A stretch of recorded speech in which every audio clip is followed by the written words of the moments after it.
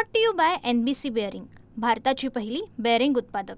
शरद पवारांनी पत्रकार परिषद घेतली आणि एक मोठा दावा केलेला आहे की दोन माणसं मला भेटायला आली होती आणि त्यांनी म्हटलं की 166 जागांवर हेराफेरी मतांची करून देईल, कसं पाहता। आणि दुसरीकडे आज संजय राऊतांनी देखील म्हटलंय की उद्धव ठाकरेंना देखील दोन माणसं अशीच भेटायला आली होती लोकसभा निवडणुकीत।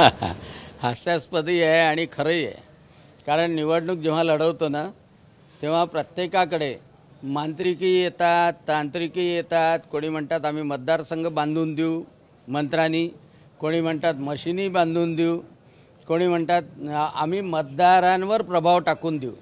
तसेच शरद पवार साहेबांकडे उद्धव ठाकरेंकडे निश्चितपणे गेले असतील की आम्ही मशिनासुद्धा बांधून देऊ म्हणून। खरं म्हणजे असे निवडणुकीच्या काळामध्ये पैसे कमावणाऱ्याच्या अनेक टोळ्या असतात आणि पवार साहेबांनी तर पूर्ण आयुष्य गेलं आहे त्यांचं। त्यांच्या काळात अनेक लोक आले असतील मंत्रतंत्रांनी बांधणारे, आम्ही टेक्निकली मशिना हॅक करून देतो सांगणारे। खरं जर पाहिलं तर जागरूक नेत्यांनी त्या लोकांना तातडीनं तेव्हाच पोलीस स्टेशनमध्ये देणं आवश्यक होतं, कारण असे फसवेगिरी करणारे जे भामटे असतात त्या भामट्यांना पकडणं हे खऱ्या नेत्याचं काम आहे। पण तेव्हा सांगितलं नाही आणि आता 10 महिन्यानंतर 9 महिन्यानंतर राहुल गांधीच्या म्हणजे फोकनाड्यामध्ये होला हो करण्यासाठी शरद पवार साहेब हे म्हणतात ते असंच झालेलं आहे की 12 बॉम्बस्फोट होते आणि 13वा झाला। सांगणं जसं खोटं होतं तसं आता शरद पवार साहेब पुन्हा खोटं बोलतात आहे। उपराष्ट्रपती धनगड जे आहे ते 21 तारखेपासून बेपत्ता आहे, त्याची पकडली कशी आहे यावर माहिती मिळायला हवी असं संजय राऊतांनी म्हटलं। न्यायालयात देखील याचिका होते म्हणतात। तर संजय राऊतांनी जावं ना तिथे, म्हणजे संजय राऊत स्वतः गेले का, स्वतः भेटले का, ते त्यांनी सांगितलं पाहिजे। आणि निश्चितपणे संजय राऊतनी प्रयत्न केला तर संजय राऊतचा चंचू प्रवेश कुठेही होतो।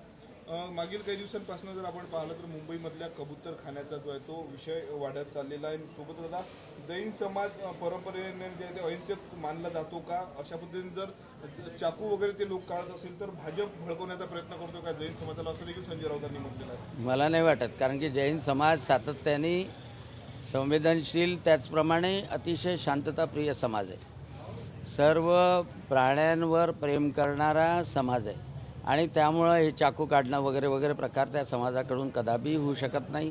कोणी त्यांना भडकवते नाही।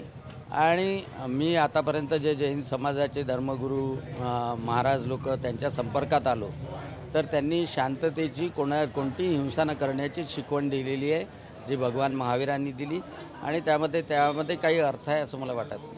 पहलगाम हल्ल्यानंतर जर आपण पाहतो एकनाथ शिंदेचे दौरे जम्मू काश्मीरमध्ये वाढलेले आणि त्यावर संजय राऊतांनी असं म्हटलं आहे की एकनाथ शिंदे आता जम्मू काश्मीरचे जे आहे ते राज्यपाल होतील म्हणून त्यांचे दौरे सुरू आहे, महाराष्ट्रात त्यांना काम नाही, फडणवीस त्यांची दादागिरी सहन करत नाही म्हणून ते काश्मीरमध्ये जात आहेत। खऱ्या अर्थानं संजय राऊतला काही काम नाही, त्याला रात्री जेव्हा तो बसतो तेव्हा जे कल्पना येतात, जे मनात विचार येतात ते मनातले विचार सकाळी 9 वाजताच्या भोंग्यातून तो समोर काढतो। त्याच्यावर तुम्ही लोक ते पसरवता आणि त्याच्यावर चर्चा करता आणि त्याच्यामुळं रात्रीचे इफेक्ट ते सकाळी 9 वाजता दिसतात। निवडणूक आयोग जो आहे तो ज्या मुंबई महाराष्ट्र मराठीच्या माणसाच्या ताब्यात राहू द्यायचा नाही असा प्रयत्न सुरू आहे असं म्हणतोय संजय राऊतांनी। तेच सांगून राहिलो, संजय राऊताला रात्री जे सुचतं ते भरल्यानंतर आणि त्याच्यानंतर ते सकाळी तो बोलतो आणि त्याच्यामुळं तुम्ही का महत्त्व देता 9 वाजताच्या भोंग्याला मला हे कळत नाही। सर एक शेवटला प्रश्न, यशोमती ठाकूरनी ट्विट केलेला आहे, त्यामध्ये नितीन गडकरींचा इंटरव्ह्यू आहे, त्यामध्ये नितीन गडकरी म्हणतात की माझ्या मतदारसंघातले देखील जवळपास 3.5 लाख नावं मतदार यादीतून गायब करण्यात आलेले असं नितीन गडकरींनी सुद्धा आरोप केलेला आहे। मी पाहिलं नाही गडकरी साहेबांचा इंटरव्ह्यू, परंतु एक महत्त्वाची गोष्ट आहे की मतदार यादीमध्ये ज्या काही चुका होतात त्यासाठीच केंद्र सरकारने म्हटल्यापेक्षा निवडणूक आयोगाने जे SIR काढलेलं आहे की निवडणूक यादींचं पुनर्निरीक्षण जे करण्याची प्रक्रिया केलेली आहे। आज बिहारमध्ये 48 लाख मतं बाद करण्यात आली, त्यापैकी 18 लाख मतं मृत होते। 18 लाख मतं मृत, काही डुप्लिकेट होते म्हणजे दोन्ही ठिकाणी होते, काही म्हणजे ते मतांच्या नावामध्ये बदल होता आणि त्यामुळं मतदार याद्यांचं पुनर्निरीक्षण हे वारंवार झालं पाहिजे। राहुल गांधी एकीकडे म्हणतो की महाराष्ट्रामध्ये मतं वाढले, दुसरीकडे राहुल गांधी म्हणतो की मतदार याद्याचं पुनर्निरीक्षण पण नाही झालं पाहिजे। SIR पाठीमागे घ्या.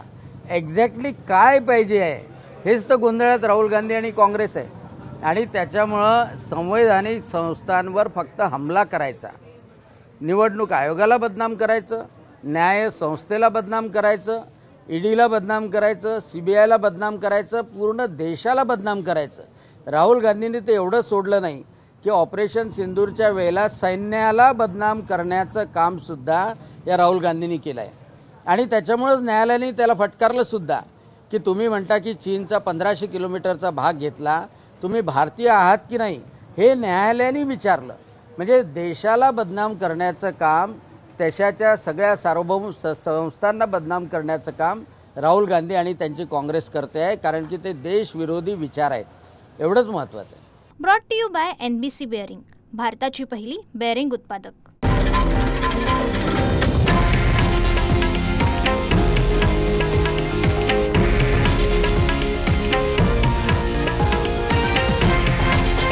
हे आहे देशातील नंबर 1 न्यूज नेटवर्क आणि आपण पाहत आहात TV9 मराठी, एकमेव.